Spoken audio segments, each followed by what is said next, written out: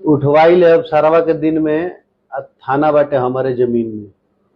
तो थाना तोरी जमीन में तो तारा के अधिकार मिल गई बा कि तू उठवा ले बके। सर मेरी ना आप अरे भाई वही क्रिमिनल बाजी के गाना खिलाफ हम कुछ बोलले बनी तो एगो मोहतरमा बड़ी हिंदी अंग्रेजी में बताओ तो हिंदी बोलते रही तो उनको बात सुन न सकी का कहले बड़ी ओकरी बात हम जवाब देते नहीं।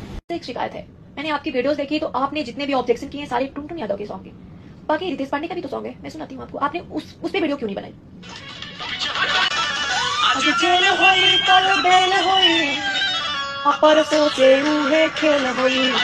इसके अलावा राकेश मिश्रा का भी सॉन्ग है, पवन सिंह का भी सॉन्ग है, बहुत सारे ऐसे सिंगर है। तो ये जो गाने बनते हुए इंटरटेनमेंट पर्पस से बनते हैं, तो आप इसको मुद्दा बनाए हैं तो आप हमको जवाब दीजिए। आप टुनटुन यादव का सॉन्ग क्यों उठाए और आप रितेश पांडे, राकेश मिश्रा, पवन सिंह, इन लोगों का सॉन्ग। पहली बात तो ये सुन लो कि दूगो स्टार है कनाव पर, दूगो स्टार है कनाव पर लागल रहला ना, तो हमारा के स्टार बने के कोने थू नहीं खे। 4 गो स्टार सरकारे दे डबल स्टार। आ दूसरी बात ई रहल कि तोहरी दिमाग में ई बा कि हम टुनटुन यादव बनावत नहीं, पवन सिंह के नहीं बनावत, रितेश पांडे के नहीं बनावत।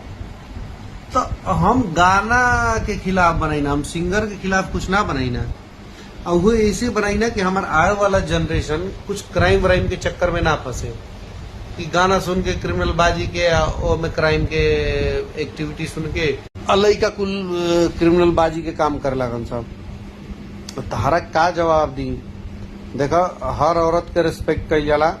तहरा के अगर कोनो गलत फहमी होके तो हमारा से पर्सनली तू बात कल, तहरा के जवाब दे दे। ठीक बा, हमारी वीडियो के तू अगर तहरा के व्यू मिलता अच्छा बात बाटे, लेकिन हम सिंगर के खिलाफ ना, सॉन्ग के खिलाफ गाना बनाई ना। जय हिंद, जय भोजपुरी, जय पूर्वांचल।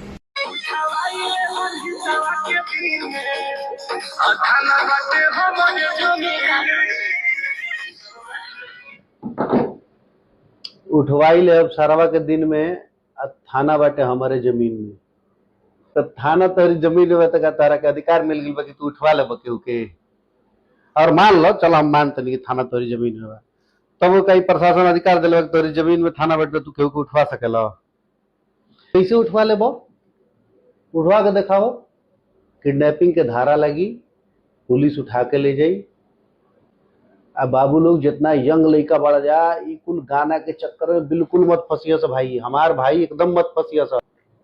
खाली गाना गावत लोग, इन्हीं लोग के अभी वास्तविकता से पाला नहीं पड़ल। तो बाबू अगर तोहनी लोग के सही से रहे के बा तो ई भोजपुरी ना सुना जा, भोजपुरी सुना जा बहुत, हमके भोजपुरी से एकदम दिक्कत नहीं के। तो लेकिन हम ये चाहते नहीं कि हई कुल गाना मत सुना जा। अब मैं माफिया खत्म हो गई डान, लेकिन कुल बचल वालों की नॉन लोग का इलाज हुई कई हली कहते नहीं। अब बहुत जल्द इलाज होके वाला बा, है ना। बस इन्हनी के फेरा मत पड़िया सब भाई। अपन पढ़ाई लिखाई पर ध्यान दस, नौकरी चाकरी कर सब, नहीं तो माई बाबू परेशान हो जी। जय हिंद, जय भारत।